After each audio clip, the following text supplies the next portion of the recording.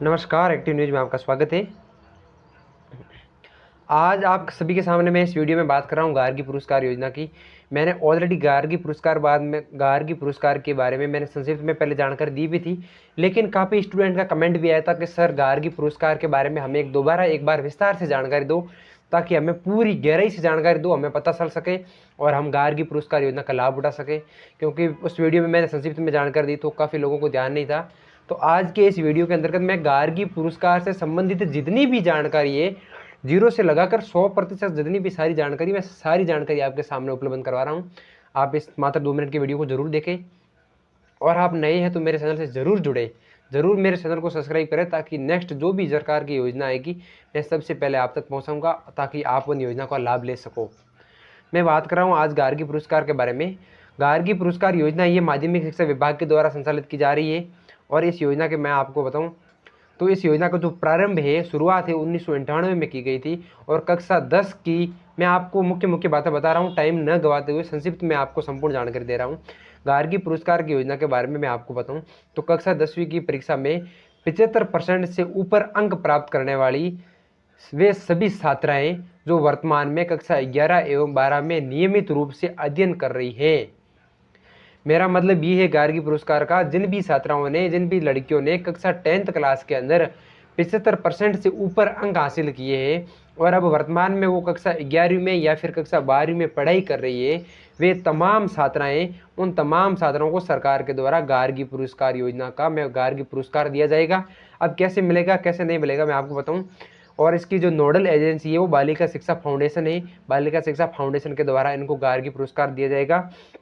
मैं बात करूं, छात्रा ने कक्षा 10 में न्यूनतम यानी न्यूनतम 75% अंक प्राप्त किए हैं। न्यूनतम यानी कम से कम अगर उसने 75% बनाए हैं, उन सभी बालिकाओं को गार्गी पुरस्कार दिया जाएगा। और कक्षा छात्रा है वो 11 और 12 में नियमित रूप से अध्ययन होना जरूरी है। और छात्रा के अभिभावक है, ये विशेष बात है, आप सभी नोट कीजिए इस बात को कि छात्रा के अभिभावक यानी पेरेंट्स से उनकी आय यानी उनके 1 साल की कितनी आय है, इनकम है, इसके बारे में इसका कोई लेना देना नहीं है। चाहे कितनी भी परिवार की आय हो, अगर छात्रा ने 75% से ऊपर अंक बढ़ाए हैं तो उसको इस योजना का लाभ जरूर मिलेगा। और उसका व्यवसाय यानी क्या व्यवसाय है, उसकी क्या जाति वर्ग है, इससे इसका कोई लेना देना नहीं है और उसका कोई बंधन नहीं है, कोई इसमें डॉक्यूमेंट की आवश्यकता नहीं है। मैं आपको बताऊं, गार्गी पुरस्कार प्राप्त करने के लिए आपकी पहली बात तो आय कोई ज़रूरी नहीं है, कितनी भी हो सकती है। इसमें जाति वर्ग कोई नहीं है कि भाई किस श्रेणी की या किस जाति की बालिकाएं लाभ ले सकती है, ऐसा कोई इसमें बंधन नहीं है। कोई भी जाति वर्ग की या कोई भी वर्ग की हो सकती है, कोई भी व्यवसाय से जुड़े हुए लोगों की हो सकती है, इसमें कोई ऐसा बंधन नहीं है।